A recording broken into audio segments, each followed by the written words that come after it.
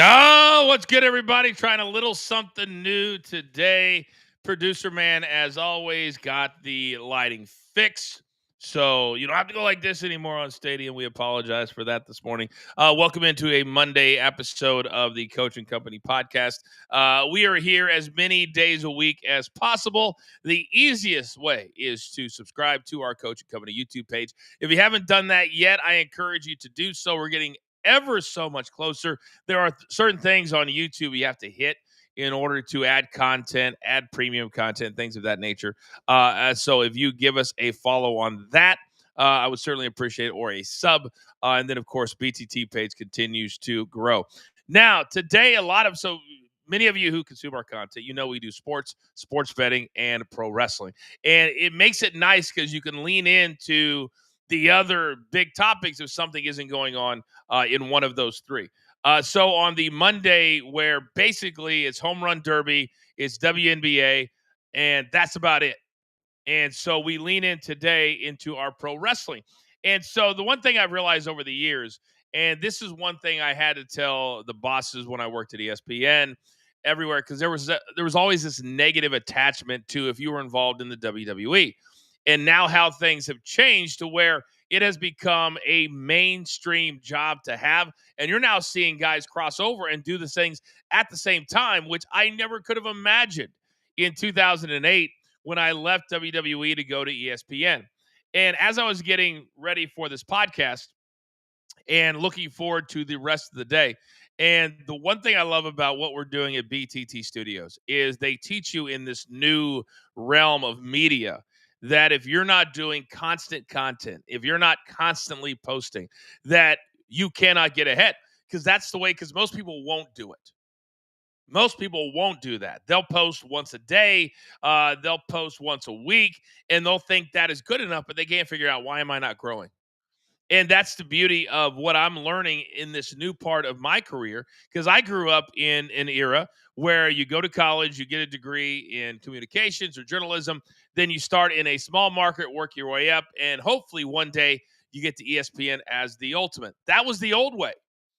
Then social media happened. Then YouTube happened. Then posting happened.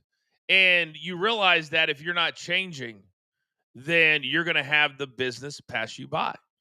And a post by one of these wrestling websites, I'm not sure which, I never take it as fact unless it's just reporting something. Then I will take it. But opinion on wrestling dirt sheets, I won't be any part of that. And I would love to know how these deals work, because sometimes, and I was always kind of beat over the head. Oh, if you have your show one place, you can't have your show in another place. And I severely push back on that, because in sports betting in particular, it's not a YouTube product. Sports betting is a live product. And so if you're given an opportunity, like we were when I was at DTL, to go to the Stadium Network, which is now available in over 100 million homes, that's what you do.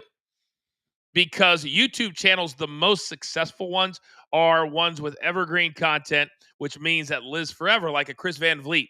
He has great interviews. People go there to watch all the interviews. That's a great YouTube content.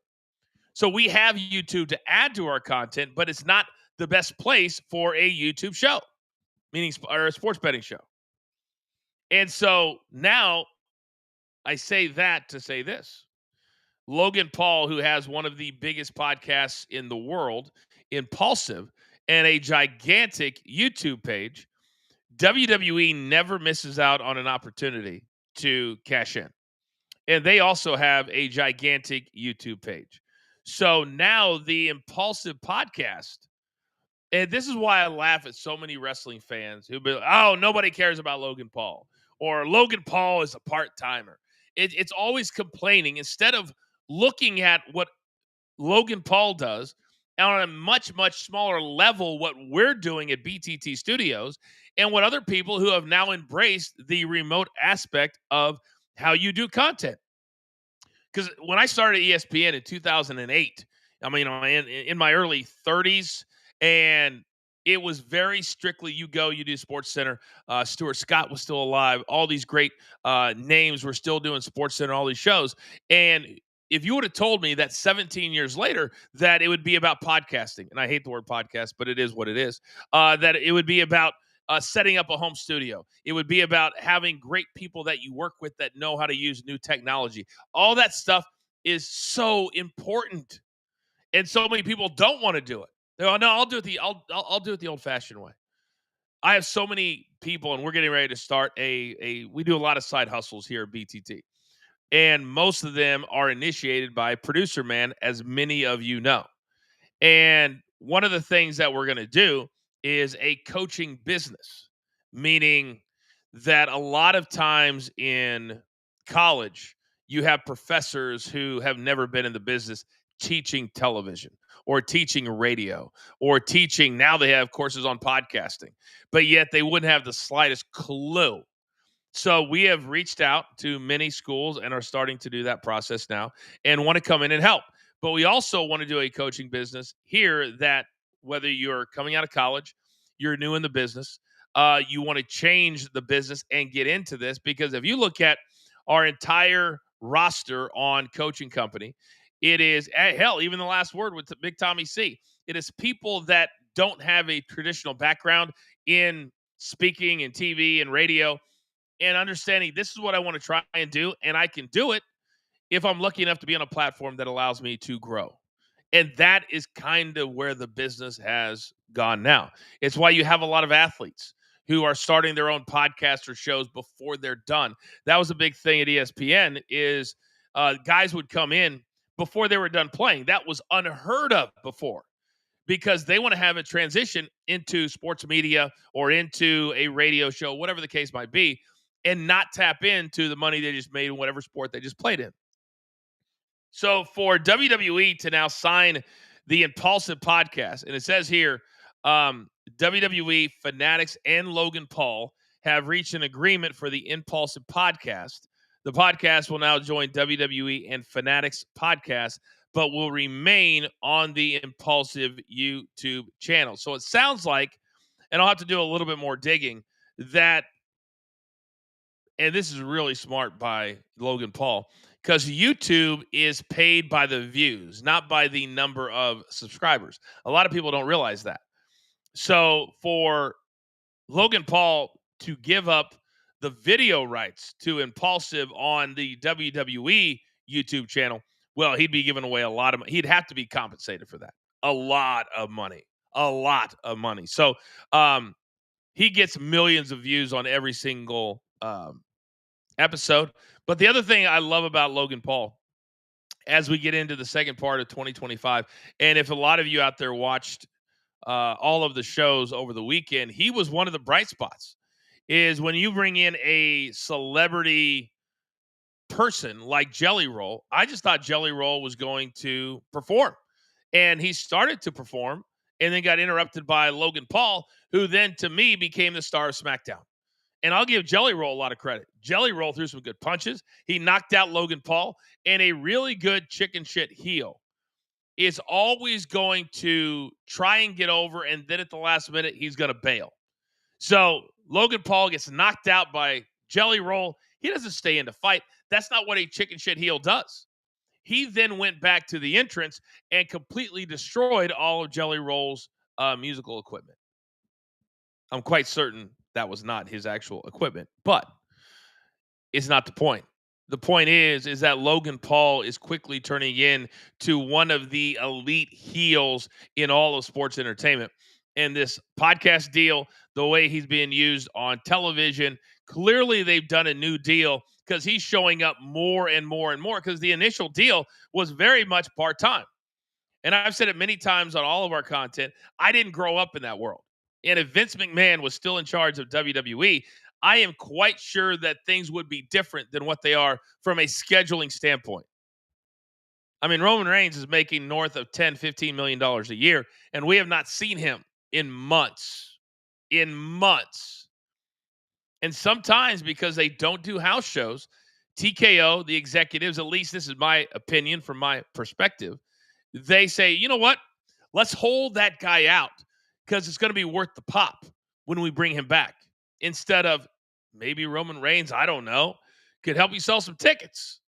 but they don't do house shows. And as long as they are selling out TVs or getting close to selling out TVs, they're not going to waste an appearance with a Roman Reigns or a John Cena, for example, at Saturday night's main event when Goldberg came back at 58 years old. I'll give him a lot of credit, and got a huge pop. We got the walk to the ring, and the match was over 10 minutes. So that was nice, but no John Cena, no Roman Reigns. And then you had Seth Rollins, one of the biggest names in the WWE, even to this day. And they had put a lot of eggs in that basket. Later today, on my brand new show, Off the Ropes, 2 to 4 Eastern, channel 156 on Sirius XM, we'll be discussing that. How much does that change what the WWE will have to do moving forward in 2025? And there were tons of normal celebrities, tons of rappers in Atlanta. So I thought, all in all, for a weekend that did not have a ton of sports going on and that wrestling really dominated the headlines, I thought that all of them, even AEW down there in Texas, did a really nice job of dominating the weekend. Everything that was trending was wrestling. Everything that was posted video-wise was wrestling.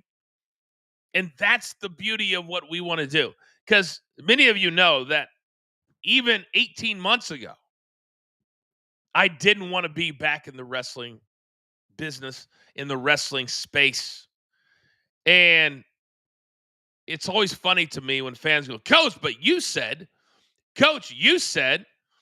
And guess what? We're all human beings and we have the right to evolve. We have the right to and not even change our minds. But somebody set me down 18 months ago. And what did I say at the top of this show? That in the media business now, especially in sports, you've got to be willing to evolve, pivot, change. And when my good friend set me down and said, Coach, if you're going to do your own production, your own content, in addition to what I do with the PGA Tour, with the PFL, and now with SiriusXM, but the SiriusXM deal is for a wrestling show. So you can incorporate that into this discussion. And when fans sit at home, and this is why interacting with fans on especially wrestling Twitter can drive you insane. And so many people say to me, well, Coach, just don't do it. And I'm like, but that's not what the wrestling business is. I was always built, it was interactive. It was family oriented. It was all of that. And to just stop that because of a bunch of idiots that like to be negative because they know more about a business you spent well over 10 years in, that was something that I could not allow. And it has been the best decision that I have probably ever made in my career to embrace pro wrestling again. You look at what I'm doing now, and without pro wrestling, 60% at least of what I'm doing would not exist. And I love sports. I love sports betting. But doing a sports betting show 365, we don't do weekends during the off season. It'll drive you insane. I like the creativity. I like sports topics. I like wrestling topics. And you guys who consume our content slowly but surely tell us that you like it too. And when you're building a brand, impulsive was not the impulsive of today when Logan Paul started it. I have learned that running this brand and running these shows with Producer Man, that you have to have patience and you have to slowly but surely add stuff as you're going because a lot of times you're doing it on your own. And part of what we're doing, I've listed today, moving forward, is working with young people on how they get into the business today. And it's not just getting in. How do you flourish? How do you survive? All of the money that networks are now spending is on rights fees. So talent, the human talent, has taken a big time step back. So what do? I had a buddy who is a sportscaster in a local market, and local markets are going away because they realize I can get kind of what Stadium did with us. We can spend millions of dollars on our studios, or we can say, hey, is there a good brand out there with really good talent that likes to have a good time, that's doing the content that we want to do? We can put the production on them, And then we do a deal, much like what Logan Paul just did with his podcast with WWE. That's the present. That's the future. So when I see people that are trying to do things on their own, or I see people say, you know what? We're doing this and we're not changing. Most of those brands will die. Logan Paul, for all that's said about him, is so super smart. It's absolutely incredible how smart this guy is when it comes to building brands and then collaborating and using one thing to lead into another. That's the theme of today's show: evolving, changing. When Logan Paul started in the WWE, he was a hired gun. And then all of a sudden he evolves and you see, wait a second, he has incredible athleticism. I think he can be a great worker. And then it starts to have matches with big guys. Then he starts to throw him into main events. Now you're doing deals with his prime. Now you're doing deals with his podcast. You see what I'm saying here? When you start collaborating with people, when you trust them and they start delivering for you, you want to do it more. That's the one thing I am learning here at our brands. We have meeting constantly during the week. We're constantly putting out content. We're constantly reaching out to people to collab with us because it's way too hard, ladies and gentlemen, to do it on your own. And I think now, as we head into the second part of 2025, as we head into another football season, I think we use the summertime, at least what we do, and I don't know about you at home, to kind of reset. And as a sports fan or as a wrestling fan, this is the time of year where you kind of reset. SummerSlam's coming up, first part of August. For us in the PFL, we have our World Tournament. We have a big event in Cape Town, South Africa this coming Saturday. And so all these sports organizations, they're evolving. We're doing things worldwide. We want to make it 12 months a year, 12 months out of the year that we're talking about said content. You see what I'm saying? This whole entire business is changing. And as I was getting ready for this week, I kind of got slapped in the face with it. But I've embraced it. We've embraced it. We've only been here for about a year, coaching company for about 5 months. And we already have a deal for another year on the Stadium Network, which would not have happened 10 years ago. There's so many shows out there, remote shows, that don't exist anymore because they had no vision and they were with a place that overextended or overplayed their hand or didn't listen to other people who are already in the business. Everybody has to collaborate. You have to, until you get to a point like a Pat McAfee or like a Logan Paul where you get to dictate what you do and how you do it. Adding our serious show made complete sense, even though we were super busy, but now we can start to get our voice amplified. So what do I mean by that? So I tell you all the time, it's about branding within the brand. I love being the voice of Off the Ropes every single day at SiriusXM. I love being able to flush out content, flush out topics so you can talk about a little bit more than on a 40-minute show. And then taking those fans and have them saying, you know what, I would like more content. And you bring them over to Coach and Bro, to The Last Word, to BTT, to our shorts and our reels, and it helps both places. That's the new business. That's the new media. And working with Sirius has been amazing. Everybody over there, absolutely amazing. And so now when I look at what I am doing, and if you look at 2 years ago, my God, none of it's the same. But I'm having more fun today than certainly 2 years ago because I've been willing to evolve. I've been willing to change what we do. We have a lot of people who had no experience in this business that we've given opportunities to. And whoever runs with it can stay in it. And also realizing that you have to do 3, 4, 5 different things to stay in this business. I did a lot of meetings when we were launching BTT with entrepreneurs. And they told me, I mean, every single one of them told me the exact same thing. You got to get through that first year. Stop looking at views. Stop looking at all of that. Stop wanting to have that $1 million client the first year or the second year. Several I talked to said, hell, you won't make money for 3 to 5 years. But having the other things that we do, and I can only speak from my perspective, it helps the stuff that you're building. So you got to do it both at the same time. I look at Pat McAfee, and I have no idea what's going on with him in the WWE, but he does a ton of things. I've got so much respect for his hustle, the fact that he's trying to take care of 14 people, his employees. He's a new dad.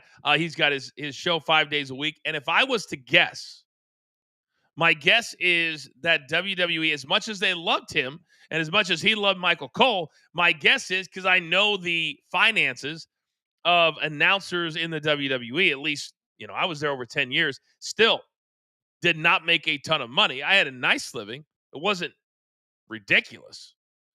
And unless they've severely changed, and I know Pat McAfee's a unicorn, it may be a financial issue. And what do I mean by that? I mean that when he does his show, and you've got to take all your production on the road. Now, it does help that when he does it in conjunction with the WWE, that they already have things there and they can set up, and he just has to travel himself. But when you're doing that, that takes effort. It takes flights after a show at 2:00 on a Wednesday afternoon. You say, hey, coach, he flies private. So what? He still has to fly to get there. So something has happened. And I know he said he was exhausted. He should be. And now coming up is College Game Day. And he's a big part of that. He has kind of made that brand his own. Herb Street's still the star, but make no mistake about it. Pat McAfee is the straw that stirs the drink. So now the question is, will he come back to WWE? How much is he worth to them? We were always taught when I worked for the old man that the announcers are not the most important thing. You are replaceable. Now, a lot of that was because he wanted to keep our salaries down. And Vince had his way of making you feel like you were important, but at the same time telling you you were not important. But a guy like Pat McAfee, he's a unicorn. He's different. And so I'll be interested to see. And this was such an interesting time for him to take a step back, knowing that at least from what they did in 2024, a year ago, he is off from the start of college football until January. So for him to take time off in June and July, it's very interesting because his time off was coming very quickly. And I'm sure some said, hey, you could make it another 6 to 8 weeks if there was not something else going on behind the scenes. That's where I fall. But for a guy like Pat McAfee, he has kind of set the pathway for guys like myself. And we may never get that big. But like he told us, he's been around for well over 10 years. He's one of those athletes that thought about doing this all the way back when he was playing and started to do that. So now you're seeing the fruits of that labor. But you got to know when to pivot. You got to know when to evolve, when to change. That's the theme of this entire show. So now as we start to move forward, I would encourage all of you that consume our content, my content, to subscribe to both of our YouTube pages, because as we grow and as we start to bring more people in, up our content, up our production, all of that matters. And every single week, we thrive on that. I have never been more motivated in my career than I am right now. And that is fact. So we never go longer than 20, 30 minutes. Do not forget later today, a packed day full of content. If you are a SiriusXM subscriber, I encourage you, set your notifications. 2 to 4 Eastern time every single day. It's off the ropes with me and a different partner every single day. Then, Coach and Bro, I encourage you, go to my X. We're starting something new that you can come on the show physically in person on video, and you can argue with Vince Russo. You can tell us about a storyline that you want to change. You can cut a promo. Whatever it is, the time will be yours. We'll start that today. If you want to participate, there is a link in my bio. And then late night, it is the last word. You guys will never have more fun than what we do. And we start by breaking down Monday Night Raw, and it certainly does not end with us breaking down Monday Night Raw. It's a ton of fun. All right. I want all of you to have a great day. I want you to pay it forward. And remember, I don't care if it's busy or not busy, you can always find something to be grateful for. For producer man behind the scenes, I am the coach. We will see you on our next show. This has been the one and only Coaching Company, the podcast.